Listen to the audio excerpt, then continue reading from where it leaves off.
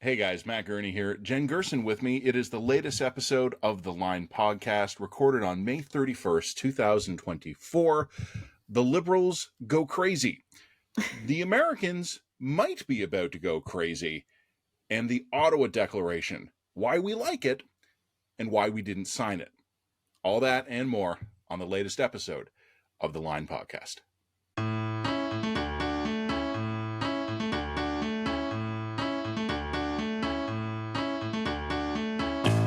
This episode of the Line podcast has been brought to you by Unsmoke Canada.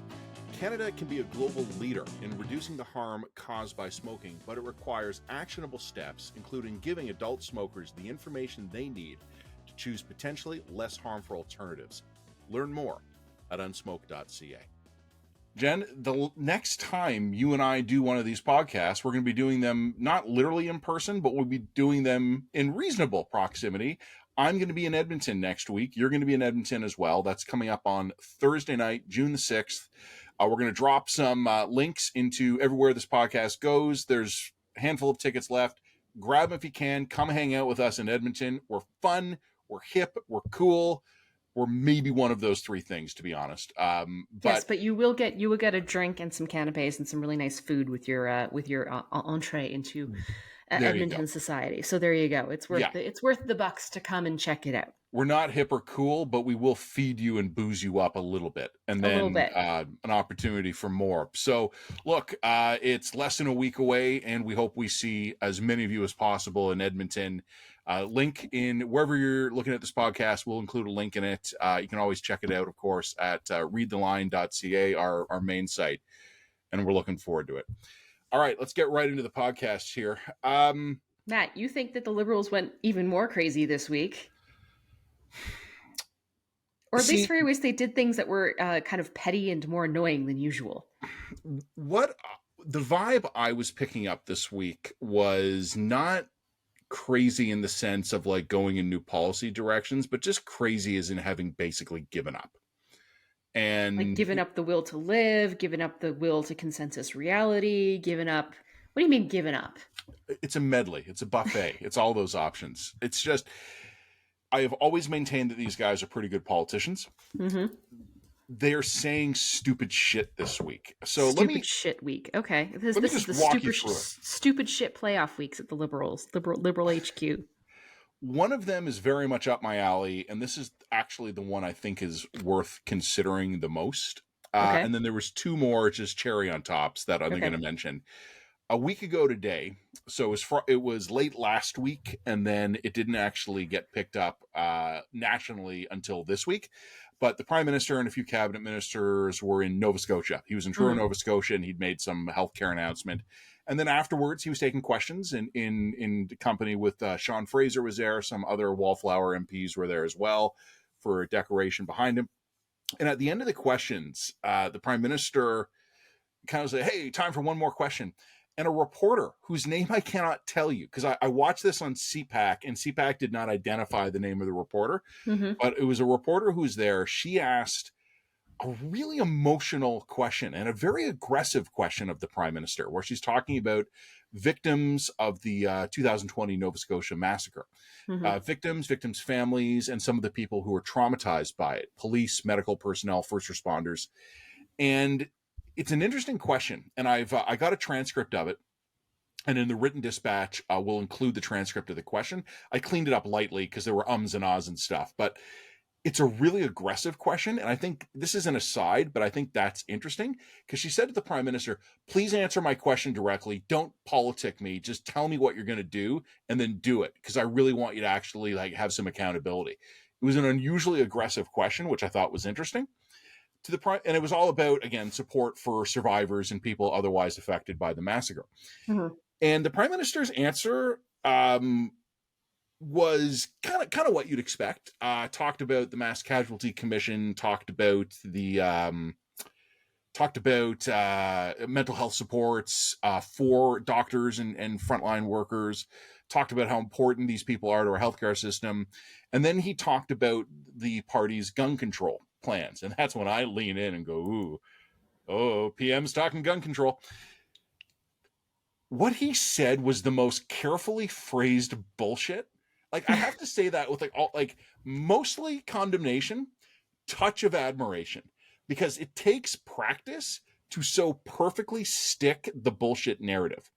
Okay. So what the Prime Minister goes is, well, as you know, 4 years ago, we banned 1,500 assault rifles. And I'm just going to jump on that now. Assault style rifles. It wasn't 1,500. It was about 20, but they included a bunch of cosmetic variants to bulk up the number because 1,500 sounds more important. Whatever. Not going to bring that up again. He says 4 years ago, we responded by, he's like, and this isn't politics. This is what we did. We strengthened gun control because we tightened up. We banned these guns, and now you can't buy them, you can't sell them, and you can't use them.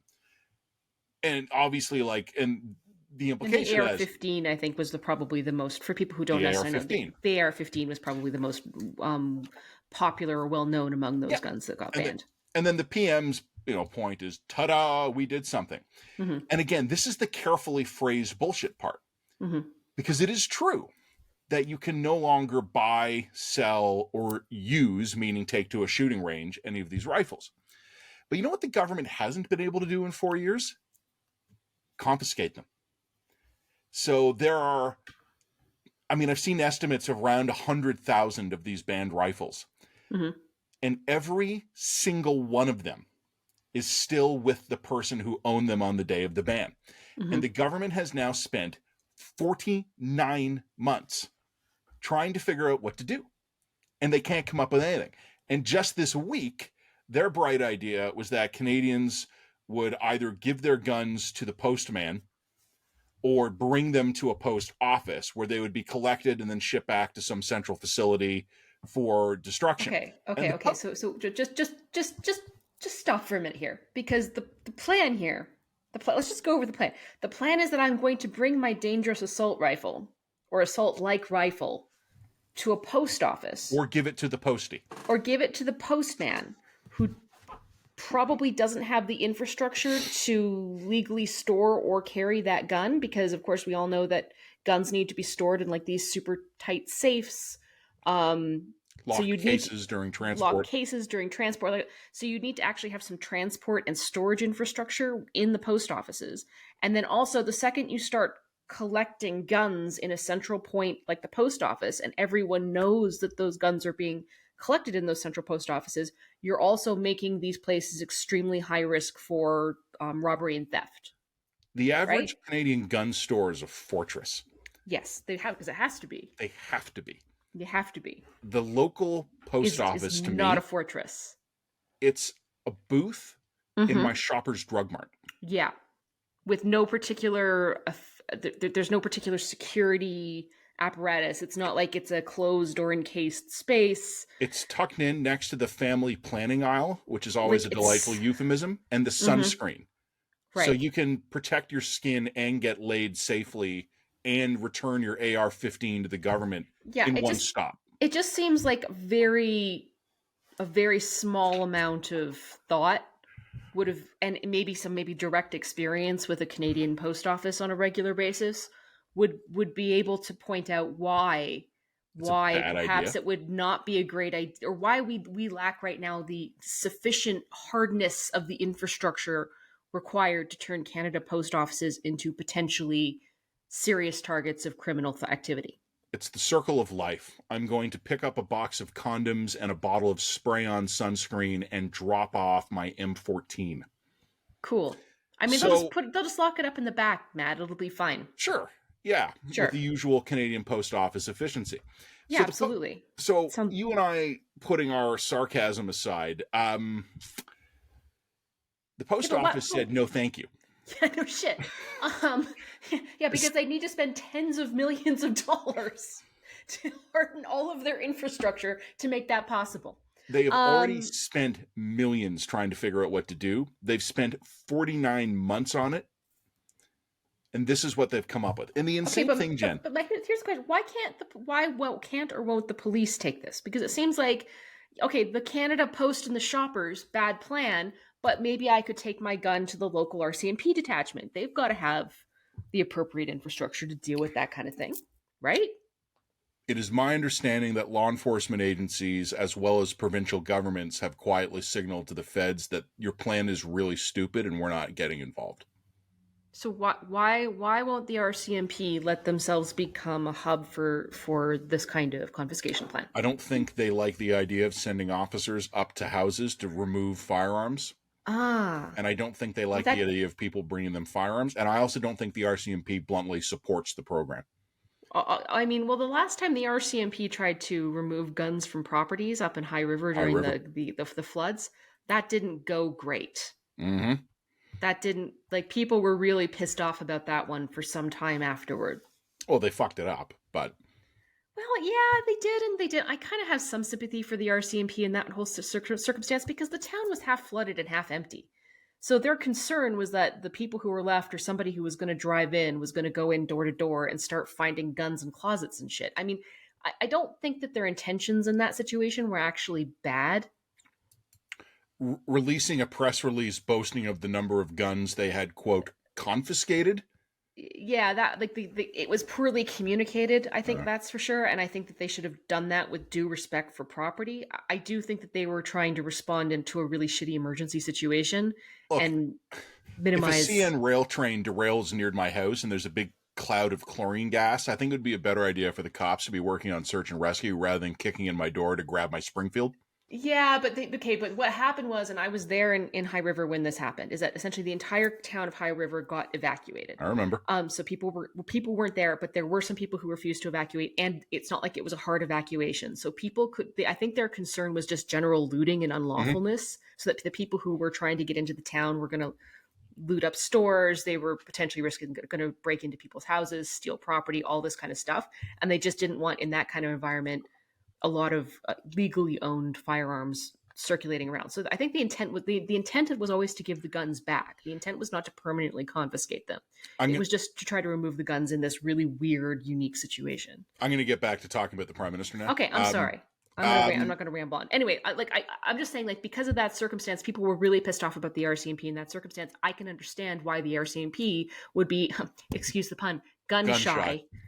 Yeah. You knew I was going there, right? You knew it. You could see it coming. I can understand why after High River they would be gun shy to be put in a situation where they were going to be the central arbiters of a gun confiscation scheme. The net effect of it all is that after millions of dollars spent, untold bureaucratic effort invested, and 49 months, what the Liberals have actually ended up doing is proving that their own plan is not necessary to begin with. Because 100,000 rifles, which are apparently too dangerous for the public to own, have remained owned by the public for 49 months, and nothing has happened. It is an accidental experiment that the Liberals organized. They maximally pissed these people off and then left them with their assault-style weapons for 4 years. And there was no revolt. There was no revolution. Was nothing. And contrary to what the Prime Minister and other Liberal ministers will tell you, I actually do know this. And I remember writing a column about a year ago where I wrote a memo to David Lametti. The Liberals don't understand the gun file at all. No, and they don't.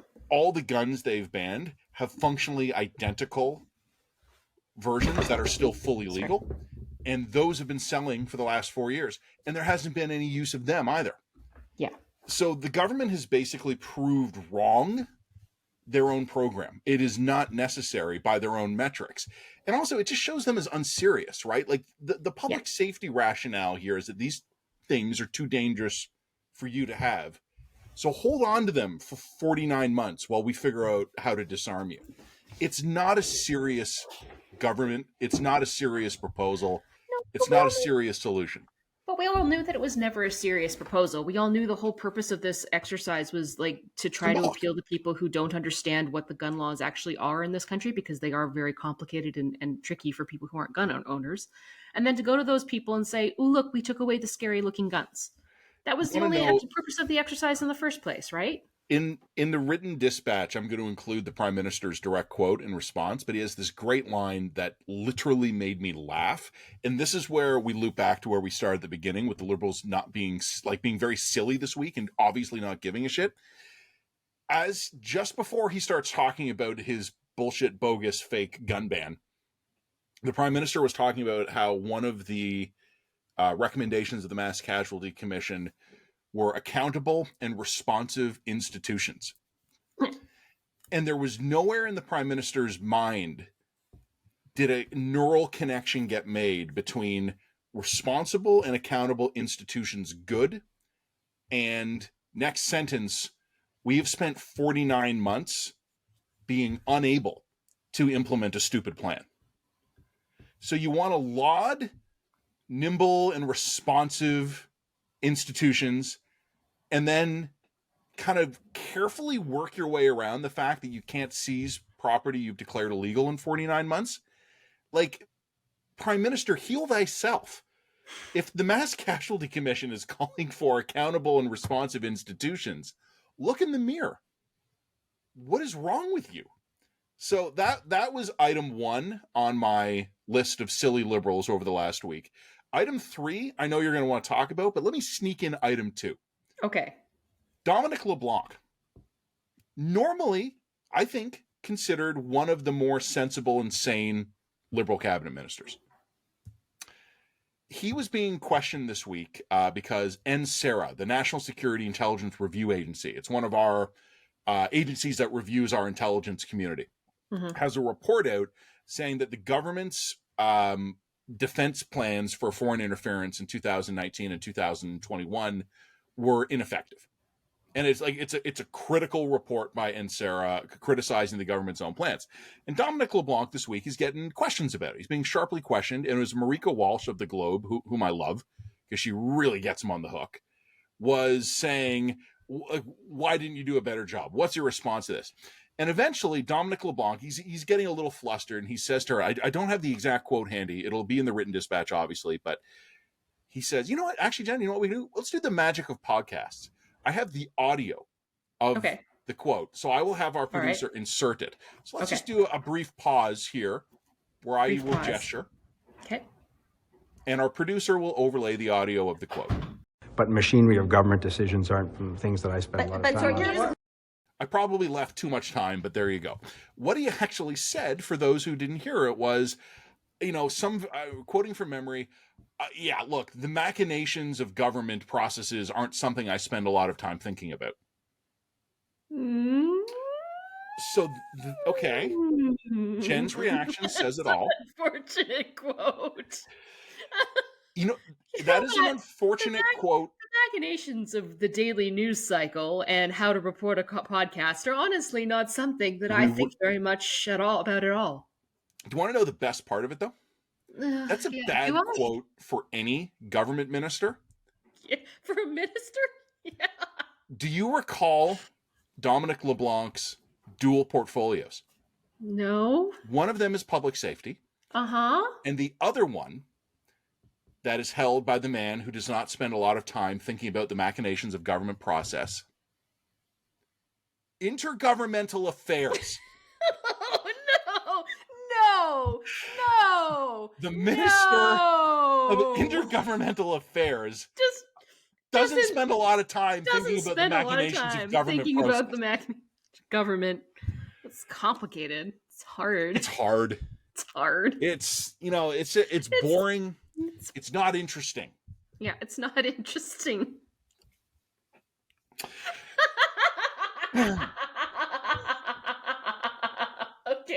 Okay, so these people really shouldn't be in government anymore. See, I will give them. It's time to go. Please I always give them the courtesy of taking them at their word. And when I think about it, if the Minister of Public Safety and fucking intergovernmental relations doesn't think about the machinations of government processes, that explains some things. Like, let's take him at his word here. Item 3. Sure. Jen, I know we were both looking forward to it. Yep. But I think we should reconsider the Line's summer road trip with Federal Health Minister Mark Holland. Okay. What we're going to do again... I was gonna hit up Red Deer, but, So, what we're going to do again... Tell me why I can't take my kids to Red Deer, Matt. with the magic of editing, we're going to drop in the CPAC feed from Question Period from Thursday of this week. All right. Rachel Thomas, Conservative MP, had asked a question. It's the same bullshit question the Conservatives ask every fucking opportunity. Yeah, will the government cut gas taxes because Canadians are hard work? Just blah, blah, blah. Yeah. And Thomas this time gussied it up a bit. It's like, well, it's this time of year when Canadians would put the kids in the car and take a road trip. And let us hear, with the power of editing, how Mark Holland responded. The Honourable Minister of Health. Mr. Speaker, good news, kids. You can take a summer fun time vacation where you're locked in a car for 10 consecutive days, nonstop with no bathroom breaks, and the Conservatives have a plan for you to have that summertime fun. And the cost? Give up the future of the planet, right? Don't worry, kids, about climate change. Don't worry about taking action on the planet. Enjoy your 10 hours in the car and let the planet burn. Is the health minister okay? I mean, what really makes that clip is, and for people who are listening via podcast rather than YouTube, it's the faces around him. Oh, look at Seamus's face. Yeah, because there's a couple of MPs behind him who are just like, that's right. Don't take your kids on vacation. That's going to lead to the world burning down. Absolutely truth-telling, saying it like it is. And there are a couple of people who haven't totally lost their fucking minds who are just looking at him going like, I'm not sure that that's a message. Like, you could just tell like the heartburn just went up a little bit. Like, I don't know that telling people that taking their kids on a road trip this summer is going to burn down the world is quite the line we want to take. There was a very funny... It was a TikTok or it was an Instagram reel or something that I saw a few weeks ago. It was very funny. Mm-hmm. And it's a guy looking into the camera in typical TikTok or Instagram reel styles. And he's going, I get so tired of hearing people talking about how their kids are picky eaters. What that really means is that they aren't just doing what your mom used to do and try new recipes and make dinner an exciting experience and invite over your neighbor Ron, who comes over for dinner once a week, but then he's there twice a week. And then he's there 3 times a week. And then all of a sudden, Ron one day is talking to you saying, I don't want to replace your dad. I know your dad loved you. And you're like, no, it's okay, Ron. I get it. And then all of a sudden, Ron one night just starts screaming about an abandoned school in Baghdad and how they were told there were no kids in there before. And then the guy kind of trails off. And then he's like, and you got to try seasonings and you got to try new recipes. And it's a very, very funny clip of a guy trying to talk about a normal thing before he gets derailed by his awful childhood. Watching Mark Holland respond to a question about the gas tax by losing his mind about how awful road trips are reminded me of that clip. You got to try new recipes. And then there was the abandoned school in Baghdad. Okay, so here's my question watching that clip. Are we watching a show or are we getting a peek behind the curtain of how some of these guys actually think? Like, was this just a rhetorical device at QP that went redonkulously off the rails, backroading into the wilderness for 10 hours?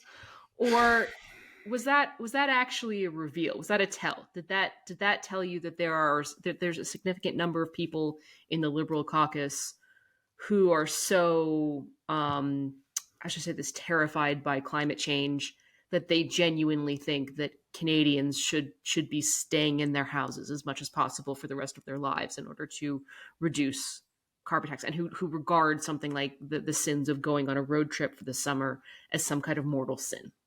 If it's, you know what I mean? Like, we can get into a conversation about, is it ethical to go on vacation, and what kind of vacation, and should we be getting offsets, and how should we be addressing climate change? How should we be addressing family time? How should we be addressing family vacations in a climate change era?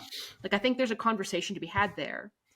And then there's, if you go on a road trip with your family, you're letting the world burn. Like there's an almost apocalyptic, highly religious vibe to that.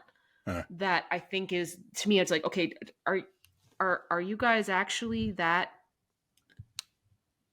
Like, you guys is okay? Is that actually what you're expecting of Canadians? Like, is this really where you are? Are you guys okay there? Are you okay? Are you okay? If it's a tell and if it's a reveal, I don't think it's a tell and a reveal about their views on climate change. I would view it more as political desperation.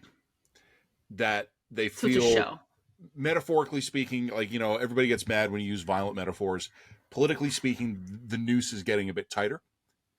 And is it cutting off the oxygen to their brain? Is it when you've got the Prime Minister not realizing that he is lauding nimble and responsive and accountable government, while at the same time bringing up a 49-month failed policy? When you've got the Minister of fucking Intergovernmental Relations saying he doesn't think about how governments work, and when you've got Mark Holland responding to a question about the gas tax by just going off on the notion of a car trip, which I've had great car trips. I'm sure you have.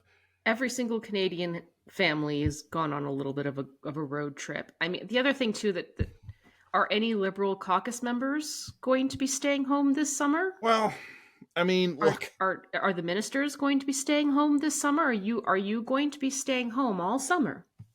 Not going on any plane trips, not going to go on any road trips, no camping trips? Well, nothing like that for you? Is that more to the point? And I'm borrowing this, Jen. Look, conservative Twitter has been all over this, and I don't like to echo partisan talking points, but on this case, I think they're just bang on. Mark Holland reacted to the notion of a car trip by talking about the world being on fire. Should we interpret that as the Liberal Party's official commitment to not have a campaign jet in the next election? Or do the rules not apply to them? Is this just about telling every other Canadian family that their quality of life has to radically decline, but not theirs? Is it necessary for the Prime Minister and his family to have the Harrington Lake cottage? Because I noticed that they're probably not teleporting there. The Prime Minister himself has not abstained from taking multiple vacations. I mean, if there's members, as I said, I personally don't have an issue with the Prime Minister taking vacations. I think that's appropriate and it's healthy. But if you guys are really more. Well, yeah, but I mean, if you're seriously at the point where you have bought into the idea that there is something inherently morally wrong about the average Canadian taking a road trip this summer, if you really believe that, then you need to demonstrate that in your personal behavior in your personal lives, and your leadership needs to demonstrate that in their personal behavior in their personal lives. Otherwise, it comes across as complete bullshit. I'm not the only one who's ever made that point. There have been many people who have criticized these guys for saying one thing and doing another.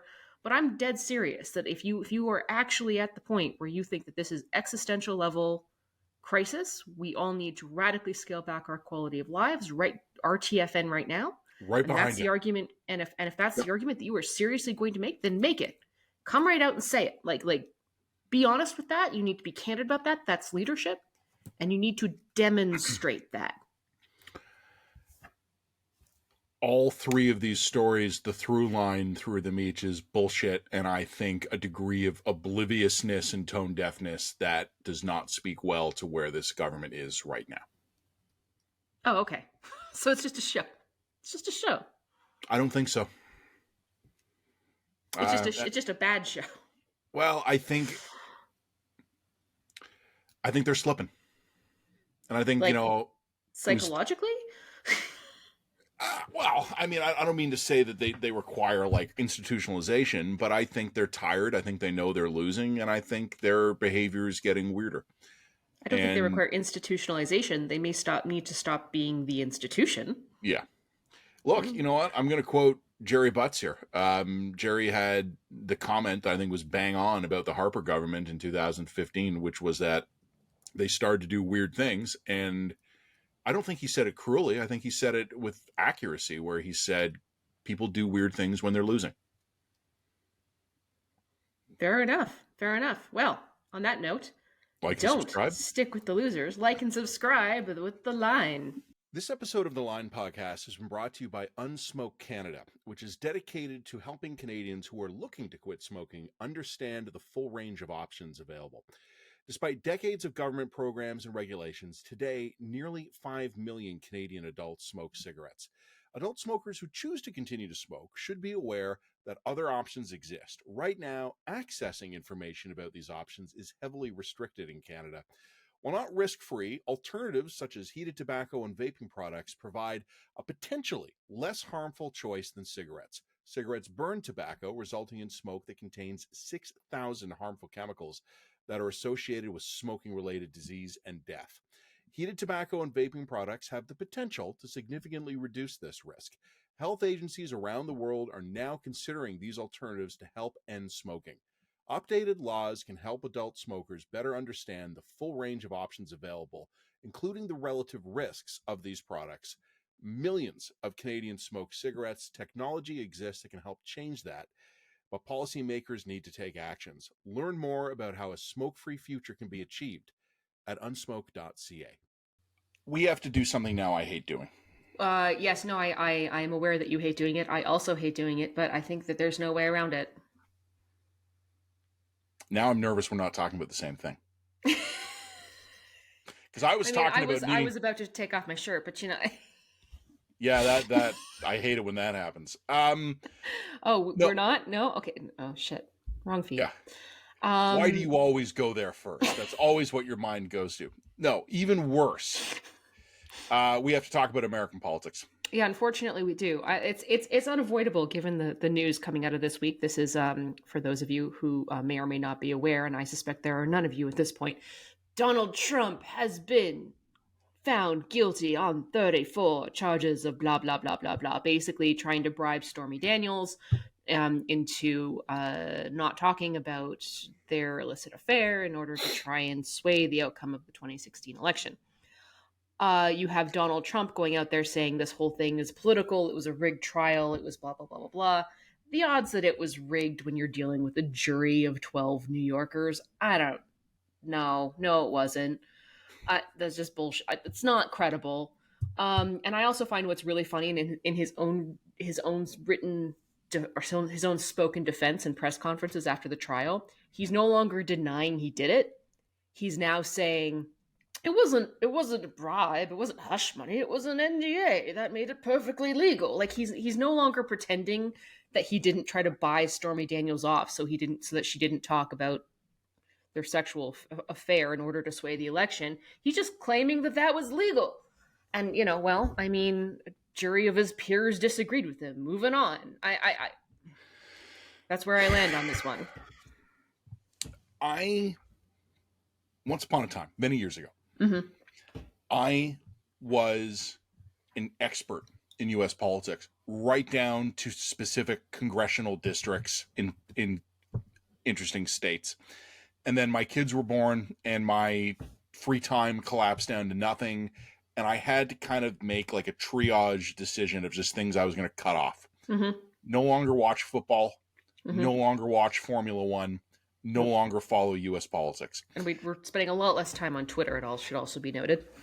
And I think, and I say this very seriously, for most Canadians, not all, because I understand that some people have business interests and family interests in investments, but for most Canadians, paying a lot of attention to U.S. politics is like having a favorite sport or TV show.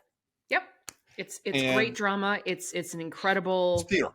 It's theater. And I think it also definitely, there are some people who, I'm not going to phrase this the right way, so forgive me, but kind of get off on the drama of being scared that this could happen here.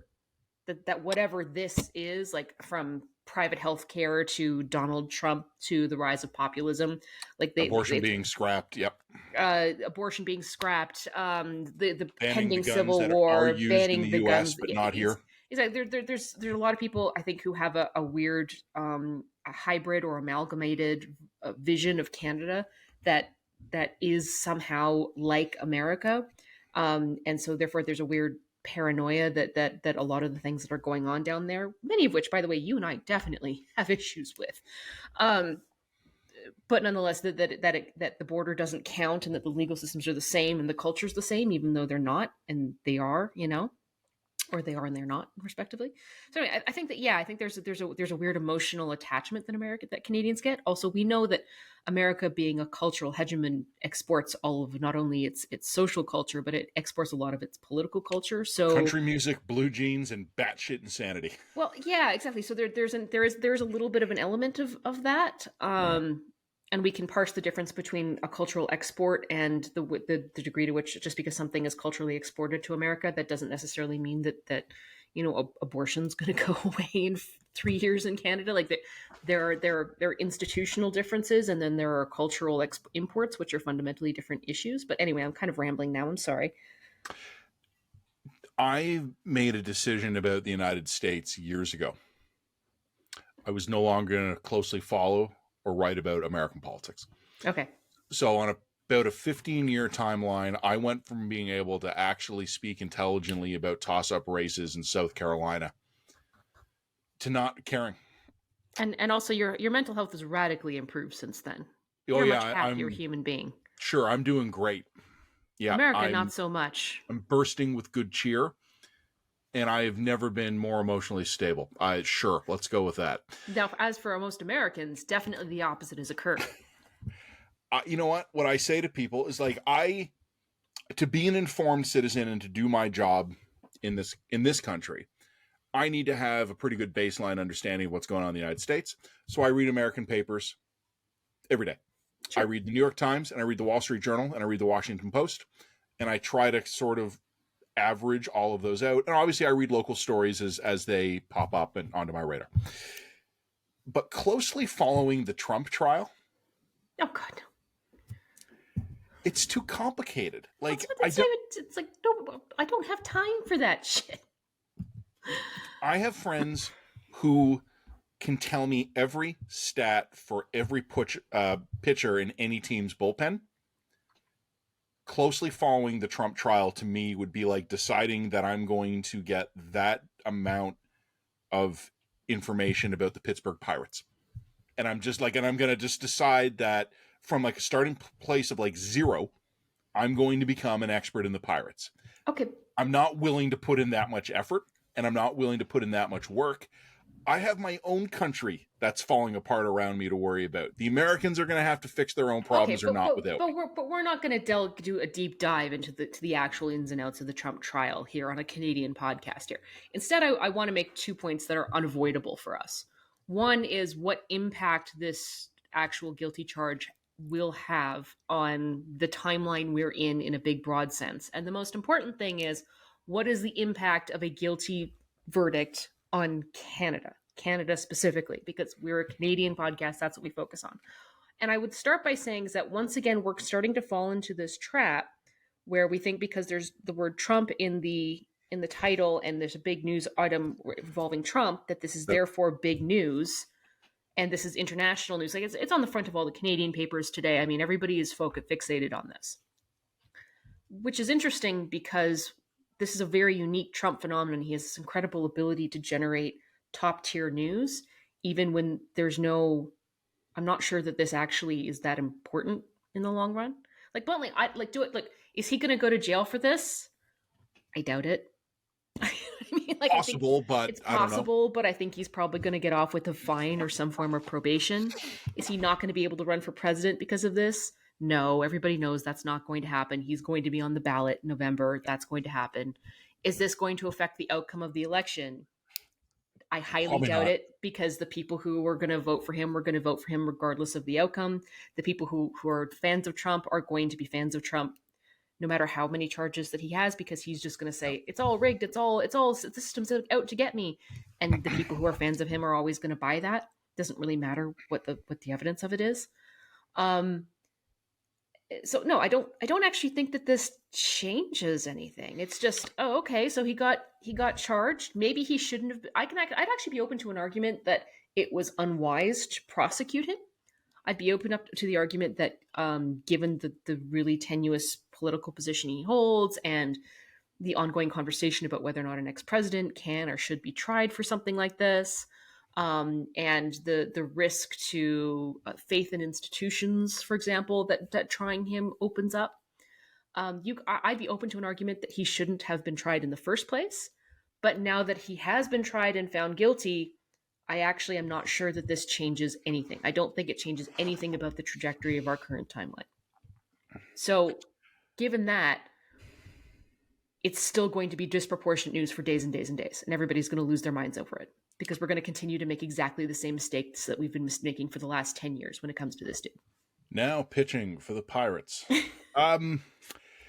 Couple of points I'll make. I think I agree with you.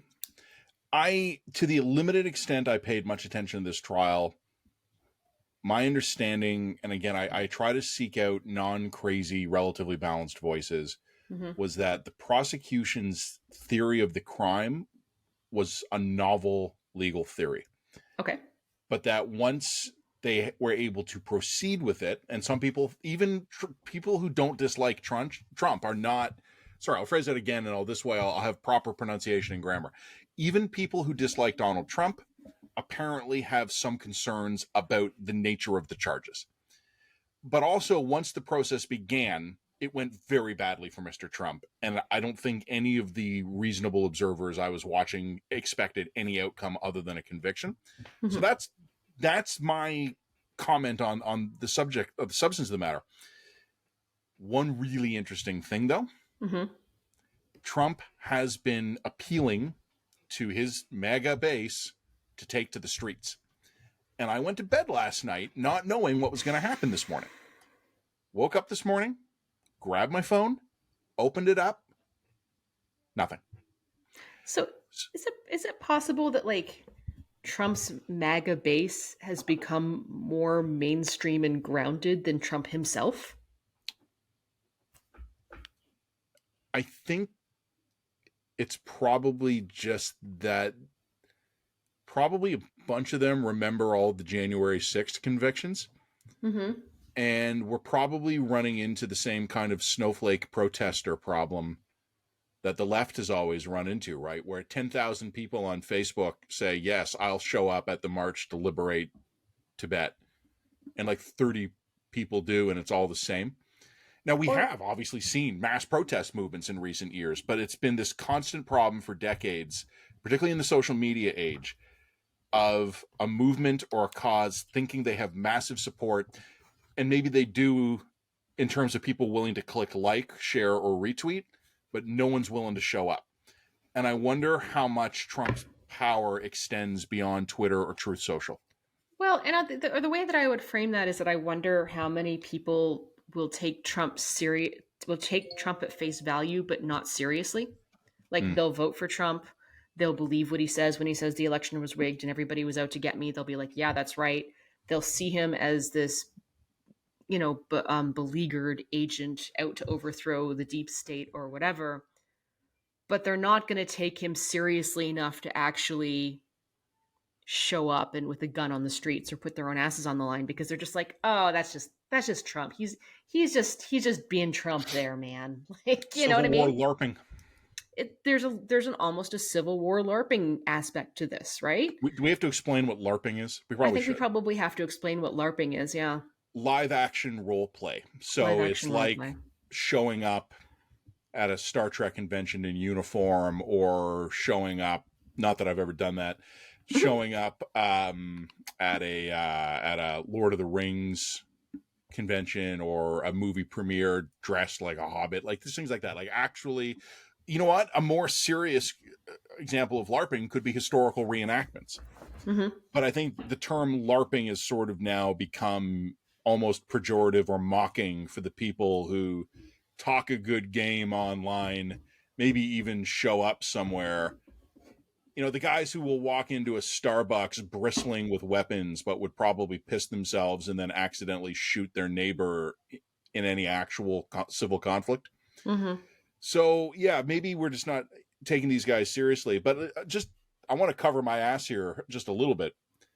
I wouldn't be shocked if there are some unstable elements in the U.S. who do stupid shit. Yeah, of course there are. Of course, you have to assume that some percentage of this percentage of any people in any population is going to be unstable. Absolutely. But I think what we might be finding out is that the MAGA base is as averse to actual action as the rest of humanity. Yeah. That a lot of them will tweet a lot about it, or Truth Social or whatever, and then Trump will call for people to fill the streets on the day of his sentencing, and a few thousand people will show up and get their asses kicked by the NYPD. That's maybe a best case scenario. Like, this is actually, from by my standards, this is weirdly optimistic. Yeah, there's something optimistic. And the other thing I started to notice as well is that a lot of people who were kind of in the never Trump, I'm going to vote against Trump category 4 years ago have kind of quietly shifted into the, I guess Trump's the best option kind of space. And I don't think they're necessarily radical or have been radicalized. I think they're actually pretty mainstream. There's something about Trump that has been rightly or wrongly normalized just by virtue of familiarity and time. Like, he's now been in this space, in this public space, for so long that whether you like it or not, he's not a fringe figure anymore. And that's just the reality of what it is. And that's not necessarily good, because I think that changes the dynamics of politics in America. But, time and normalization will do a lot to people. Two things I'm going to say. Mm-hmm. One of them, I was never Trump. As soon as I started to realize this guy was actually going to go anywhere, to the extent that anyone cares what a Canadian columnist thought, I would have been, if I were American, I would have been never Trump, because I had no illusions about what kind of guy this guy was. Never have, never wavered on that. I would vote for literally anyone to help defeat Donald Trump. Anyone within realistic options. The other point I was going to make, and I think you're right about this. We all know people in our lives whom we dislike, but then we don't see them for a while. And we're like, well, yeah, he's going to be at the dinner party. It's fine. Like, I haven't seen him in a year. How annoying could he be? And 3 minutes into the dinner party, you're like, I fucking hate this son of a bitch. Absence makes the heart grow fonder. And it also sometimes makes you forget how much you detest someone. And I think a lot of American voters, by the end of Trump's first term, were fucking tired of the guy. And after 4 years of inflation and wars, and they don't love Biden, they never have. And maybe Biden seems old. He's kind of making these crazy comments. Maybe Trump wasn't as bad as I remember. Maybe Trump wasn't so bad as I remember. Yeah. I think that's and then I think it's a paradoxical thing, because I think it's both of these answers. I think that it's 8 years of normalization followed by 4 years of relative low intensity. Right? Like it's I think both of these factors are playing into this. So anyway, I don't think anybody really comes to the Line podcast to listen to our opinions on Donald Trump, because, whatever, we don't matter. Oh, we'll find them in the comments though, especially on YouTube. Yeah, thanks. But I would say this is like, to what extent does any of this impact Canada? Well, look, if I'm going to make the argument that the actual conviction is probably not going to change the timeline outcome in any significant way, the only thing I think it does is how to say this, going back to the conversation I was having earlier about the way that there are certain Canadians that like to almost import American political pathologies and impose them on Canadian politics where it's not appropriate. I think it's only going to heighten the intensity of the next political cycle, where we know, because the Liberals have already done this, where they're going to try and paint their conservative opponents as these sorts of Canadian Trumpists. These people are the implication is being that these people are corrupt, they're illegal, they're immoral, they're engaged in all kinds of blah, blah, blah, blah, blah. Just like Donald Trump, who was just a convicted felon who's running for president kind of thing, right? So yeah, I think it just amps everything up. It amps up the polarization. And I think it just creates one more degree of incendiary rhetoric that we didn't have to deal with before. But no, I think that I've seen some articles to the effect, well, can Trump visit Canada if he's a convicted felon? And I'm like, if you think a President Trump is going to get rejected at the border because he paid off Stormy Daniels, no, he's not. I mean, of course he's not. Don't be ridiculous. So yeah, I'm not sure it has that much of an impact beyond the fact that it just makes everything a little bit harder and worse than it was before. Can I get existential for a minute? Yeah, sure. That's a good one. Let's go. I had a really interesting conversation this morning, Friday morning, with my colleague Arlene Bynan. Mm-hmm. And we were talking about this on her radio show. And I said to her, I'm going to say something to you that is going to sound nihilistic, but I don't mean it that way. I don't know if anything matters anymore. And that, I know, sounds like I've given up and Matt's gone full nihilism. I mean it in a more literal way. I don't think Trump being convicted or acquitted moves any votes. No. I just think Americans are so locked in right now. Yeah. And both sides have become so good at taking every news story and repackaging it into grist for their particular mill that it's almost like, sometimes in military history, offensive technology increases a lot faster than defensive technology, and sometimes it's the opposite. And I kind of feel like right now, both the Republicans and the Democrats have impenetrable armor and Nerf guns, and they cannot do any damage to each other because they have successfully cultivated fanatically loyal ecosystems. Mm-hmm. And there is still a segment of America, a relatively small one, that will decide elections by picking. It gets smaller every single cycle, by the way. I know. And those undecided independents in like 9 counties, yes, will be the future of America will hinge on them. And I think you're right. Every year, like one of the things, and your husband's a political nerd. He would probably be able to speak this better than I can. Oh, he's mapped out like all 900 of these Americans in all of these counties. Yes, probably. One of the stats that he would again have more familiarity with than I do is that the number of purple districts is dropping. Yes. Yeah. So by purple, on an electoral map, it's red or it's blue. Yeah. The purple districts are the ones that are a toss-up. And the problem with that is that if the fewer competitive districts there actually are, that means essentially what we're saying.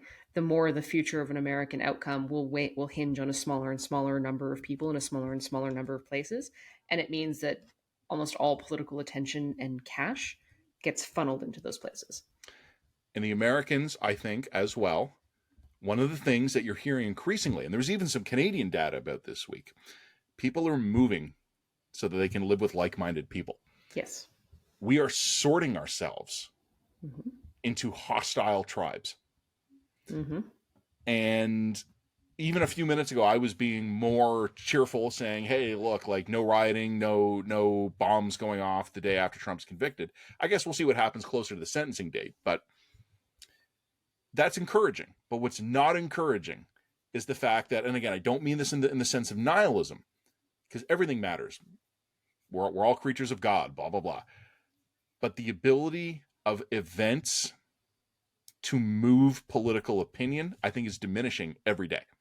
Okay, but here's the question that I have is how much of Trump is a phenomenon that is about Trump, and how much of this is a phenomenon that is about where America is heading? Because I view, and to the extent I talk about it at all, this is always since 2016, I've been consistent about this. Trump is a symptom, not a cause.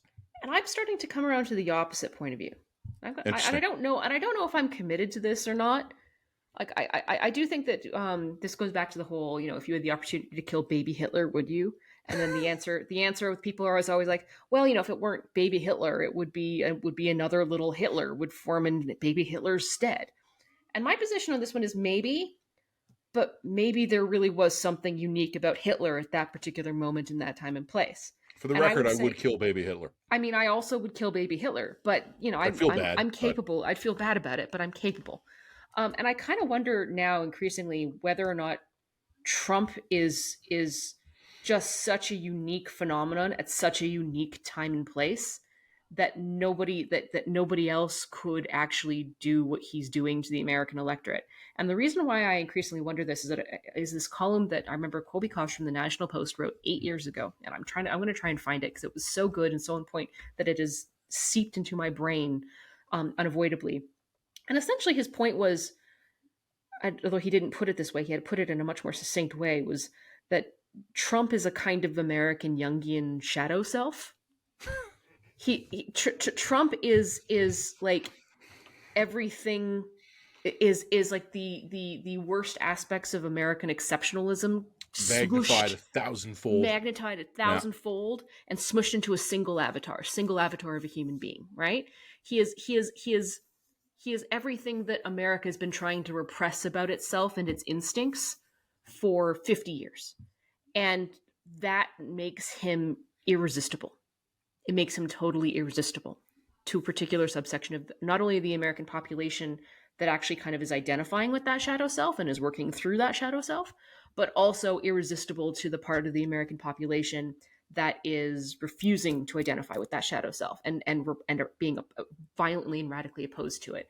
Like he's such a perfect encapsulation of certain very unique American cultural pathologies that he is just irresistible to both of these sides, and both of these sides clash off of one another irresistibly. They're stuck in each other's orbit, so to speak.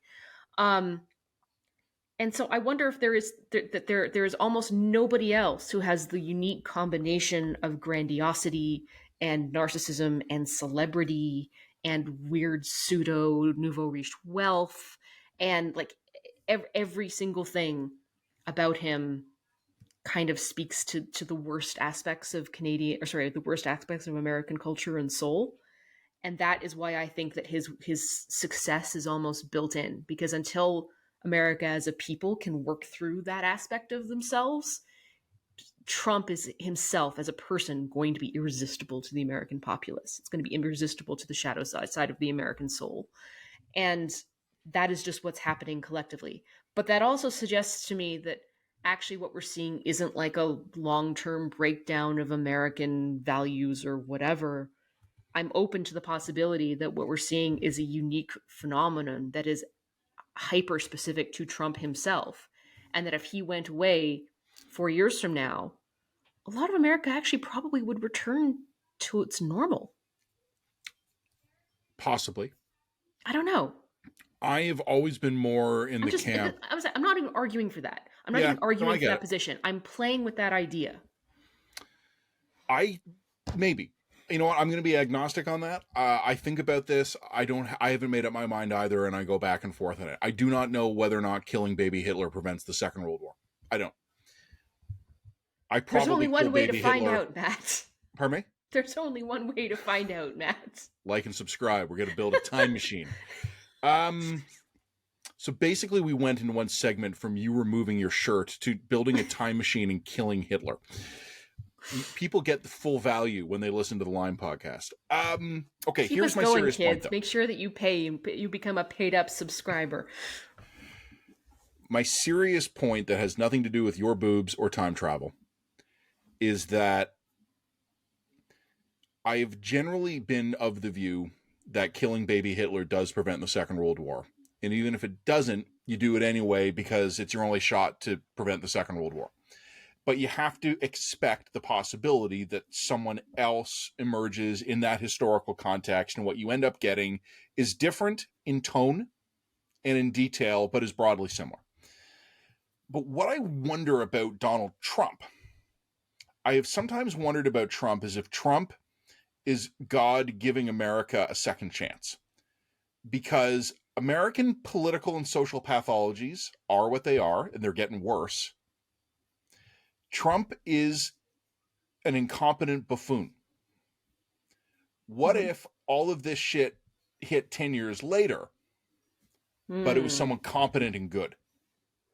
Yeah. What if I don't even care which one. I'm agnostic on that because American politics is becoming polarized, captured by the bases.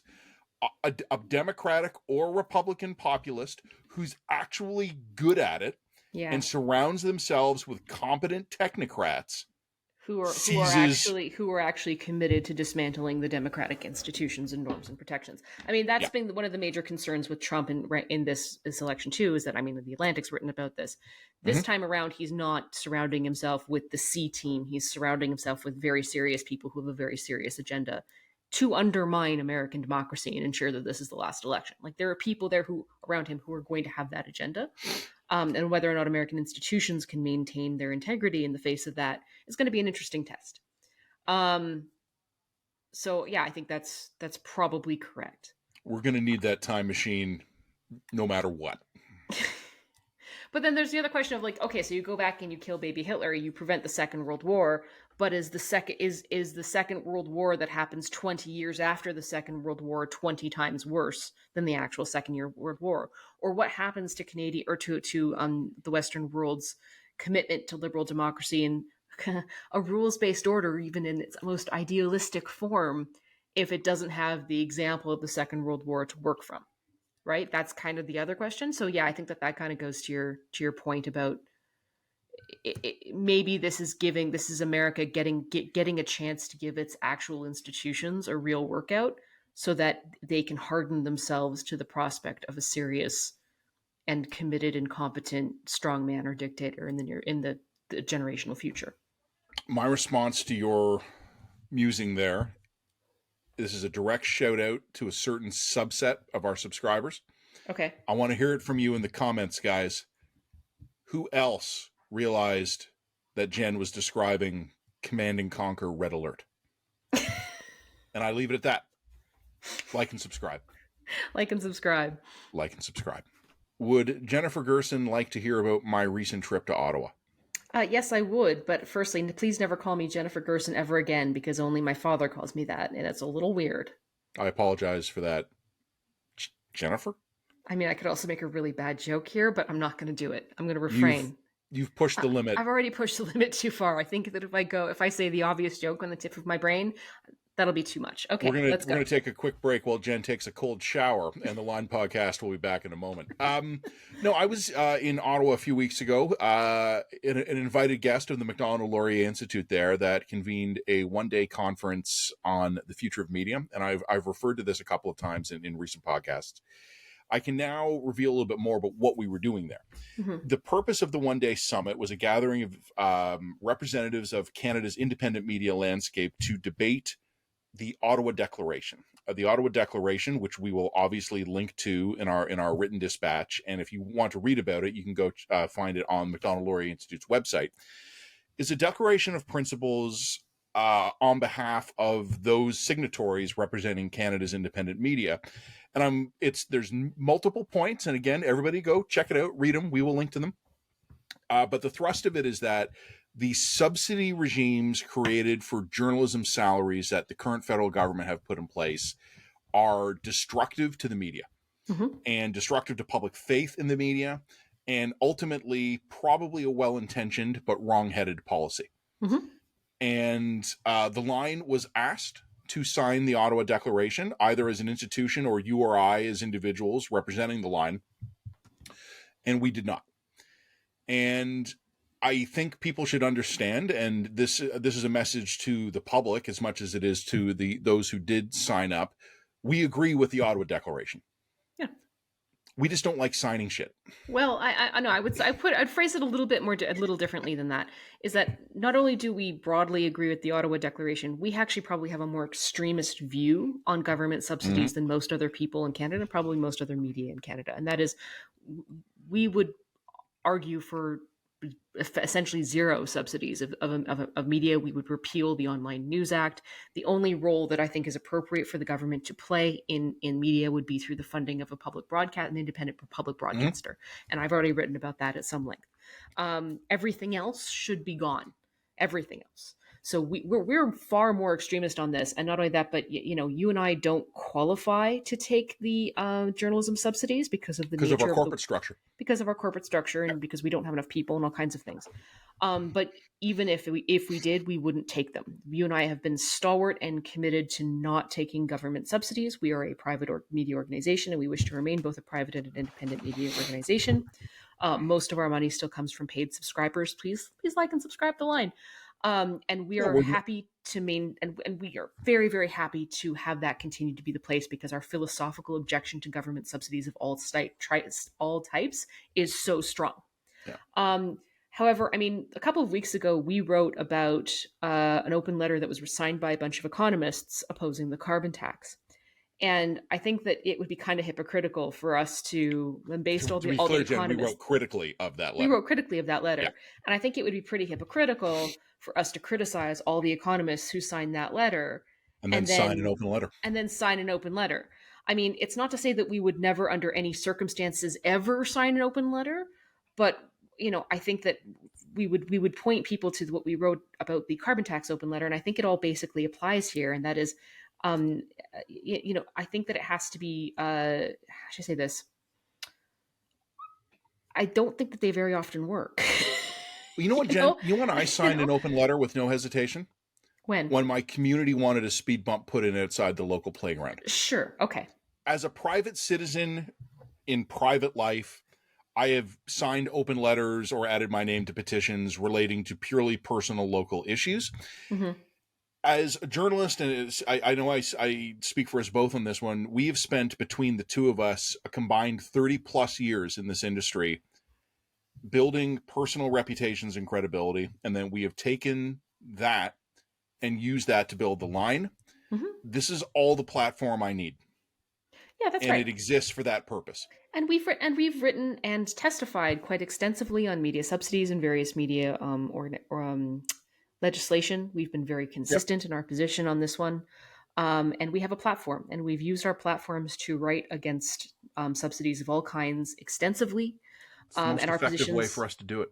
And I think it's the most effective way for us to do it. So I'm perfectly happy to say, hey, if you're interested in this subject matter, please do go check out the Ottawa Declaration. If you're a media and you feel compelled to sign or feel moved to sign, great, good on you.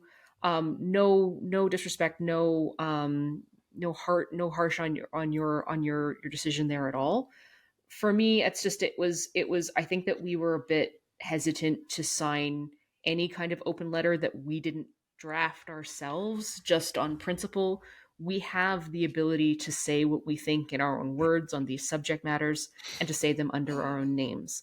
And we also have the ability to promote and give platform to other people when they do sign stuff like this that we think is broadly correct. And that's why we will promote the Ottawa Declaration. Happy to. Yep. Yeah, and happy to, again, reiterate our own commitments to not taking government subsidies. We think that's very important. But are we just cranky columnists? We're just, as Paul Wells says, maybe we're just not joiners. I mean, maybe we're just cranky columnists. I've never written a column I really strongly agreed with and then asked other people to also sign it. Yeah. And that's like, I communicate for myself and I communicate for the line. Yeah, and I think it's hard for us to sign for stuff that's been written by other people, and also it's hard for us to sign for stuff that's been written by committee. Right? Because the second you get a committee, I agree with it.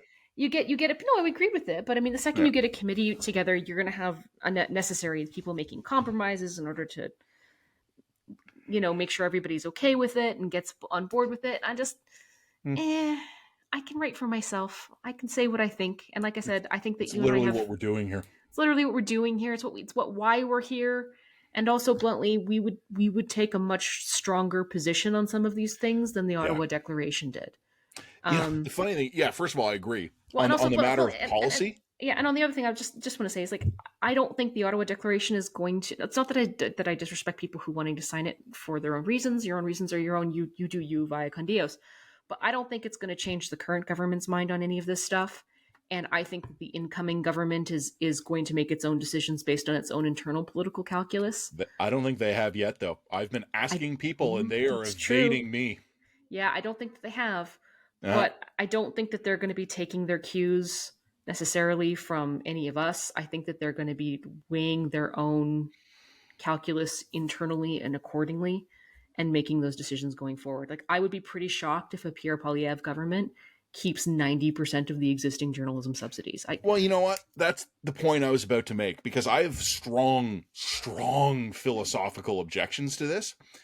But here's the Gurney Declaration. On top of my philosophical and moral objections to government subsidies of media, again, as you say, outside the scope of the public broadcaster, which I support,